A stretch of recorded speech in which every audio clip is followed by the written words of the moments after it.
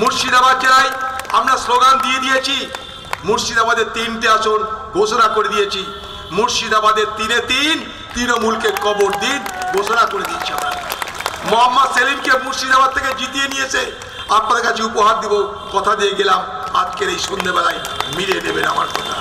এ বাংলাদেশে দিদি একটা শিল্প করেছে, তা হচ্ছে লোকের মেরে খাওয়া শিল্প, লুট করা শিল্প, দুর্নীতির শিল্প।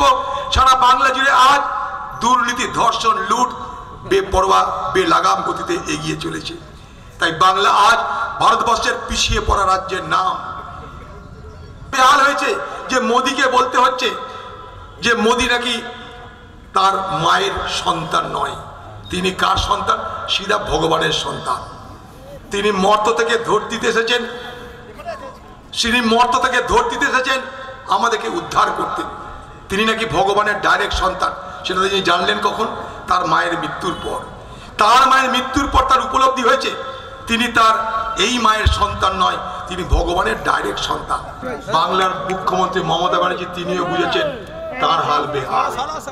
তাই 7 সিয়ানার 1 সিয়ানা মমতা ব্যানার্জি সে তড়িঘড়ি ইন্ডিয়া জোটকে সমর্থনের গল্প ফেলেছে। সে নাকি ইন্ডিয়া জোটকে সমর্থন করবে ইন্ডিয়া জোট না টাকার আগেই। এই ইন্ডিয়া জোট থেকে বেইমানি করে বেরিয়ে গিয়েছিল মমতা ব্যানার্জি। আজ ঠেলার নাম বাবাজি, তাই তাকে ইন্ডিয়া জোটের কথা বলে আবার ভোটের বাজারে ফিরতে হচ্ছে। এই দুরবস্থা বাংলার মুখ্যমন্ত্রীর আপনারা দেখতে পাচ্ছেন। বেশি দূর যাব না আমি। বলুন মোদি ভারতবর্ষকে কি দিয়েছেন, বলুন দিদি বাংলাকে কি দিয়েছেন। নির্বাচনের প্রাক্কালে এ প্রশ্ন করার অধিকার দেশের মানুষের, রাজ্যের মানুষের আছে। কোথায় দেশটা চলেছে এলাকার মানুষ জানেন। আপনারা শিক্ষিত সচেতন নাগরিক। এ বাংলার সংস্কৃতিকে আমরা যুগ যুগ ধরে ভালোবেসেছি। শুধু বাংলার সংস্কৃতিকে আমরা নয়, সারা ভারতবর্ষের মানুষ বাংলার সংস্কৃতিকে শ্রদ্ধা করে। হ্যাঁ, ভারতবর্ষের পার্লামেন্টে গিয়েও দেখেছি সেখানকার বিভিন্ন রাজ্যের এমপিরা তারা বাংলার নাম শুনলে শ্রদ্ধা তাদের মাথা অবনত হতো। একটা সময় ছিল, ইন্দ্রজিৎ গুপ্ত ছিল, সোমনাথ চ্যাটার্জি ছিল, প্রণব মুখার্জি ছিল, প্রিয়রঞ্জন দাস মুন্সিরা ছিল। দিল্লিতে আমাদের বড় সুনাম হতো। ভারতবর্ষের পার্লামেন্টে আজ যে আলোচনাগুলো হয় সে আলোচনা বাংলার সংস্কৃতির সঙ্গে আমরা মেলাতে পারি না। বাংলার সংস্কৃতি যুগ যুগ ধরে এ ভারতবর্ষে ভ্রাতৃত্ব মৈত্রী সাম্যের বাণী শুনিয়েছে। তাই তো কবিগুরু রবীন্দ্রনাথের মুখে আমরা শুনেছি, কেহ নাহি জানে কার আহ্বানে কত মানুষের ধারা, দুর্বার স্রোতে এলো কোথা হতে সমুদ্রে হলো হারা। হেতা আর্য হেতা অনার্য, হেতায় দাবির চিন, শখ হুন্দল মোগল পাঠান এক দেহে হলো লীন। পশ্চিম আজ খুলিয়াছে দ্বার, সেটা হতে আসে কত উপহার, দেবে আর নেবে মিলাবে মিলিবে, যাবে না ফিরে এই ভারতের মহামানবের সাগর তীরে। আমরা এই সংস্কৃতির দ্বারাই লালিত পালিত হয়েছি। আজ এই সংস্কৃতি ভারতবর্ষে ভুলুণ্ঠিত হচ্ছে। তাই আজকে আবার কংগ্রেসকে, আবার বামেদেরকে একজোট হয়ে তার মোকাবেলার রাস্তায় নামতে হয়েছে। ভারতবর্ষের এই দুটো দল যাদের মধ্যে মতভেদ মতবিরোধ থাকতে পারে, কিন্তু আমরা কখনো ভারতবর্ষের ধর্মনিরপেক্ষতার সঙ্গে সমঝোতা করিনি। আমরা কখনো সাম্প্রদায়িক সম্প্রীতির প্রশ্নের সমঝোতা করিনি। তাই তো আমরা এক হয়েছি। তাই তো আমরা এক হয়ে আবার সেই ভারতবর্ষের বিপদের ক্ষণে সবাই মিলে মোকাবেলা করতে রাস্তায় নেমেছি। এইভাবে একদিন আমরা ইউপিএ সরকার গড়েছিলাম, এইভাবে আগামী দিনে আমরা इंडिया सरकार करते चले सूरज शाम को ढलना सिखाती है, समा परवाने को जलना सिखाती है। गिर जाने से जरूर दिक्कत होते हैं, लेकिन हर ठोकर इंसान को चलना सिखाती है। তাই আমরা আজকে চলবার রাস্তা খুঁজে বার করেছি, যে রাস্তার নাম ইন্ডিয়া জোট। তারই পক্ষে আজ আমরা সওয়াল করতে এসেছি। সময় নাই, শুধু একটা কথা বলে গেলাম আপনাদেরকে। মুর্শিদাবাদ জেলায় শুধু নয়, মুর্শিদাবাদ, মালদা, দিনাজপুর, একের পর এক জেলা, পাশে বীরভূম, একের পর এক জেলায় ইন্ডিয়া জোট তার বিজয় কেতন উড়িয়ে এগিয়ে আসছে, জেনে রাখুন আপনারা। মুর্শিদাবাদ জেলায় আমরা স্লোগান দিয়ে দিয়েছি, মুর্শিদাবাদের 3টে আসন ঘোষণা করে দিয়েছি। মুর্শিদাবাদের 3-3 তৃণমূলকে কবর দিন ঘোষণা করে দিয়েছি আমরা। মোহাম্মদ সেলিমকে মুর্শিদাবাদ থেকে জিতিয়ে নিয়েছে, আপনাদের কাছে উপহার দিব, কথা দিয়ে গেলাম, আজকের এই সন্ধ্যেবেলায় মিলিয়ে নেবেন আমার কথা। তাই যে কাজ আমরা শুরু করে দিয়েছি সেই কাজের সমাপ্তি করে দিন আপনারা। শিক্ষিত, সচেতন, দক্ষ, যোগ্য একজন সৎ ব্যক্তিত্বের নাম ডাক্তার সুজন চক্রবর্তী। আপনারা জানেন, তন্ময়দা সম্পর্কে নতুন করে কিছু বলার নাই, সারা বাংলার মানুষ জানে তন্ময়দা মানে একটা এলোকুয়েন্ট স্পিকার, একটা যুক্তিবাদী মানুষ, যিনি মাইক ধরলে বিরোধী দলের আর কিছু বলার থাকে না।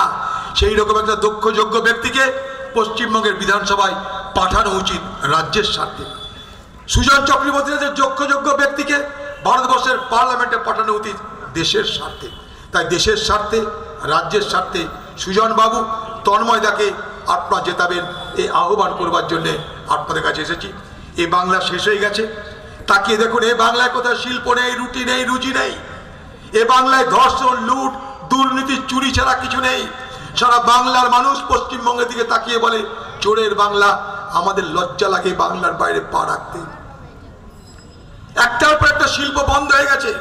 2016 থেকে 2021 সাল এ বাংলায় 21,521টা শিল্প বন্ধ হয়ে গেছে। আপনারা কি জানেন 2024 সালের 31শে মার্চ পর্যন্ত এ পশ্চিমবঙ্গ সরকারের নেতৃত্বে বাংলায় আজকে ধারের বোঝা কত? 6,47,000 কোটি টাকা। কালকে যদি আপনার বাড়িতে শিশু জন্মগ্রহণ করে, পৃথিবীর আলো দেখার আগে, পৃথিবীর বাতাস গ্রহণ করার আগে, তার মাথার উপরে ধারের পরিমাণ কত জানেন? 59,000 টাকা। প্রতি বছর এই সরকারকে ঋণ পরিশোধ করতে, শুধু সুদ দিতে ব্যয় করতে হয় কত জানেন? 73,000 কোটি টাকা। একের পর এক বেঙ্গল বিজনেস সামিটের নামে বাংলার মানুষের কাছে শুধুমাত্র নাটক আর ধোঁকা দেওয়া হয়েছে। কোথায় গেল বেঙ্গল সামিটের টাকা? আমরা জানতে চাই। কেন বাংলায় শিল্প নেই? কেন বাংলায় রুটি রুজি নেই? কেন বাংলায় স্বাস্থ্য নেই, শিক্ষা নেই? জানতে চাই। একটু আগে ডাক্তারবাবু বলছেন সে কথা। কি করে হবে? এ বাংলা যে দিদি একটা শিল্প করেছে, তা হচ্ছে লোকের মেরে খাওয়া শিল্প, লুট করা শিল্প, দুর্নীতির শিল্প। সারা বাংলা জুড়ে আজ দুর্নীতি, ধর্ষণ, লুট বেপরোয়া, বেলাগাম গতিতে এগিয়ে চলেছে। তাই বাংলা আজ ভারতবর্ষের পিছিয়ে পড়া রাজ্যের নাম। তাই এই রাজ্যকে উদ্ধার করতে এবং সেই সুবাদে ভারতবর্ষ নামক দেশের সংবিধানকে, তার গণতন্ত্রকে, ধর্মনিরপেক্ষতাকে সুরক্ষা দিতে আসুন আগামী নির্বাচনে ধর্মনিরপেক্ষ গণতান্ত্রিক দল এবং সেই দলের প্রার্থী ডাক্তার সুজন চক্রবর্তী এবং আমার অত্যন্ত প্রিয় তন্ময় বাবুকে আপনারা নির্বাচিত করবেন। আমি আমার বক্তব্য দীর্ঘায়িত করব না, শুধু একটা কথা বলতে চাই।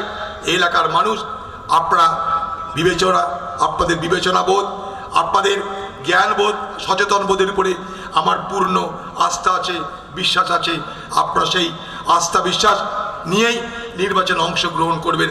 ভারতবর্ষে কিন্তু এই মুহূর্তে প্রচণ্ডভাবে নির্বাচনের এক ভয়ঙ্কর পরিবর্তন এসে গেছে। আমি দায়িত্ব নিয়ে বলছি আপনাদের। উত্তরপ্রদেশের নির্বাচনে আমার সঙ্গে পরশুদিন একটা সাংবাদিকের কথা হয়েছে। বিজেপির হাল বেহাল হয়ে গেছে।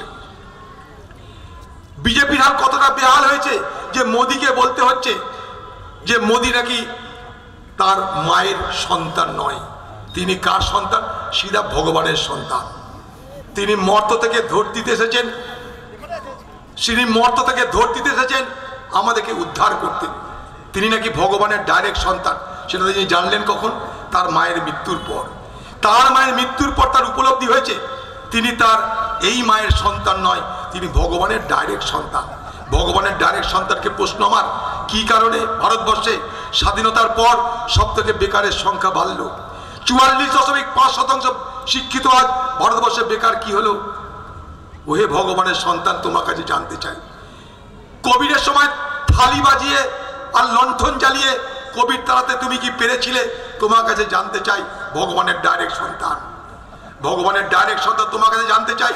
লকডাউন করে, নোটবন্দি করে ভারতবর্ষের কোন মানুষের কি উপকার করেছো? সারা ভারতবর্ষের অর্থনীতি ভেঙে চুরমার। 14,36,000 কোটি টাকা এ ভারতবর্ষের সরকার বড়লোকদের ঋণ মকুব করেছে, জেনে রাখুন। 65,000 ব্যাংকে লুট হয়েছে, ফ্রড হয়েছে। প্রতারণা হয়েছে। 4,98,000 কোটি টাকা যার পরিমাণ। এই ভারতবর্ষে আজকে এনপিএ নন পারফর্মিং অ্যাসেট, অর্থাৎ ভারতবর্ষের অর্থনীতির জন্য সব থেকে বিপজ্জনক উৎপাদক যে পরিমাণ 66 লাখ কোটি টাকা। এ দেশ পিছিয়ে চলেছে। এদেশে রুটি নেই, রুজি নেই, এ রাজ্যে রুটি নেই, রুজি নেই। তাই দিদি আর মোদির এই সভ্যতা, তাদের একটাই লক্ষ্য, ধর্মের নামে বিভাজন করো। এ বলবে সাধুকে বিরোধিতা করি, ও বলবে সাধুর পক্ষ নিয়ে আমি সাধুকে রক্ষা করি। সাধুদেরকে মাঝখানে নামিয়ে এই বাংলায় আরেকবার শেষ বিভাজনের চেষ্টা চলছে। বাংলার মানুষ সতর্ক থাকবেন, বাংলার মানুষ সতর্ক থাকবেন। বিভাজনের রাজনীতি দ্বারা বাংলার মানুষ আক্রান্ত হবেন না। আমরা নিজেদের বিপদ নিজেরা ডেকে আনবো না। তাই এই এলাকার মানুষ আপনাদের আগামী দিনে প্রার্থী সুজনদা, প্রার্থী তন্মাবাবুকে ভোট দিয়ে জয়যুক্ত করার আহ্বান জানিয়ে আপনাদের সকলকে আমার শ্রদ্ধা, ভক্তি, নমস্কার, সালাম, স্নেহ, ভালোবাসা জানিয়ে আমার কথা শেষ করছি। জয় হিন্দ, বন্দে মাতরম।